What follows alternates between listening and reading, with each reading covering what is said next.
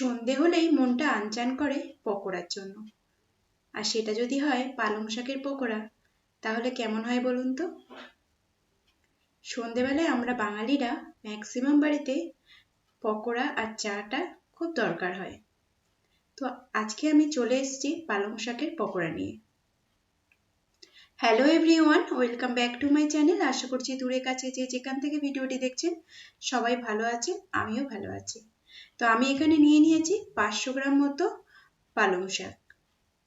500 গ্রামের একটু কম আছে। পালং শাক নিয়েছি, দুটো পেঁয়াজ, আদা, রসুন, একটা আলু আর একটা কাঁচা লঙ্কা। ভাবছো তো এগুলো দিয়ে কি হবে? তো চলো কি করি দেখতে থাকো। এখানে পালং শাকটাকে ভালো করে ধুয়ে নিয়েছি আর ভালো করে মিহি করে কুচিয়ে নিয়েছি। একটা বোলের মধ্যে নিয়ে নিলাম। অ্যাড করে দেব একটা আলু।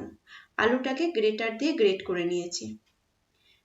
আলুটাকে অতি অবশ্যই ভালো করে ধুয়ে নিতে হবে, কারণ আলুটা গ্রেট করার পর আলুর মধ্যে বালি বালি ভাব থাকে। 2-3 বার জল পাল্টে পাল্টে ধুয়ে ছেঁকে নিয়ে পালং শাকের মধ্যে দিয়ে দিলাম।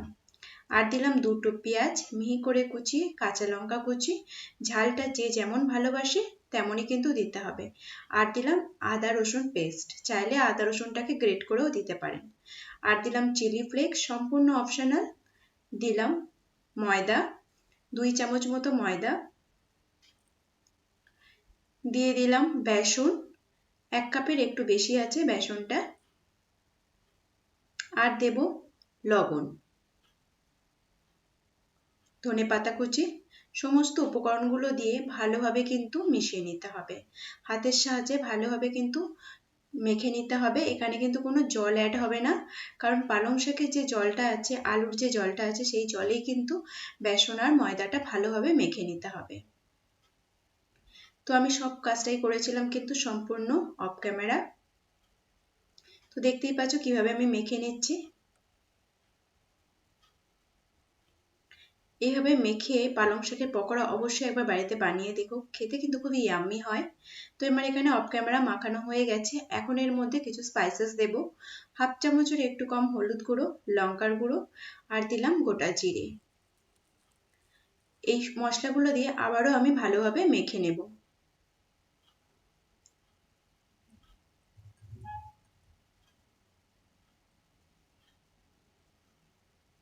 এখানে আমার মাখাটা হয়ে গেছে। আর আমি রান্নাটা করব সাদা তেলে। তো তেলটা আমি আগে থেকেই গরম বসিয়ে দিয়েছি। এখন বড়ার শেপে দিয়ে দিলাম। তেলটাকে ভালো করে গরম করে আবার মিডিয়াম আঁচে দিয়ে দিতে হবে, কারণ তেলটা যদি বেশি গরম হয়ে যায় তাহলে পকোড়াগুলো পুড়ে যাওয়ার চান্স থাকবে। তাই মিডিয়াম আঁচে দিলে ভেতরটা ভালোভাবে কুক হবে এবং কালারটাও ঠিক থাকবে। মিডিয়াম টু হাই ফ্লেমে বেশ অনেকটা সময় ধরে পালং শাকের পকোড়াগুলোকে ভেজে নিয়েছি। এভাবে কিন্তু হয়ে যাবে পালং শাকের পকোড়া। আশা করছি ভিডিওটি ভালো লাগলো। আর যদি ভালো লাগে চ্যানেলটিকে সাবস্ক্রাইব করার অনুরোধ করছি। আর অতি অবশ্যই একটা লাইক করে দিও।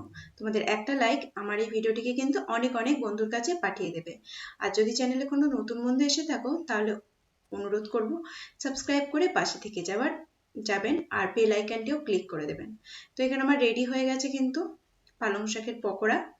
আমি এটা সসের সাথে সার্ভ করলাম। চাইলে কিন্তু এটা ধনেপাতা চাটনির সাথেও খুব সুন্দর লাগে খেতে। তো আজকের মতো বিদায় নিচ্ছি। আবার দেখা হবে নেক্সট কোনো ভিডিওতে। ততক্ষণ ভালো থাকবেন, সুস্থ থাকবেন, সাবধানে থাকবেন। টাটা। এতক্ষণ আমার সাথে থাকার জন্য অসংখ্য ধন্যবাদ।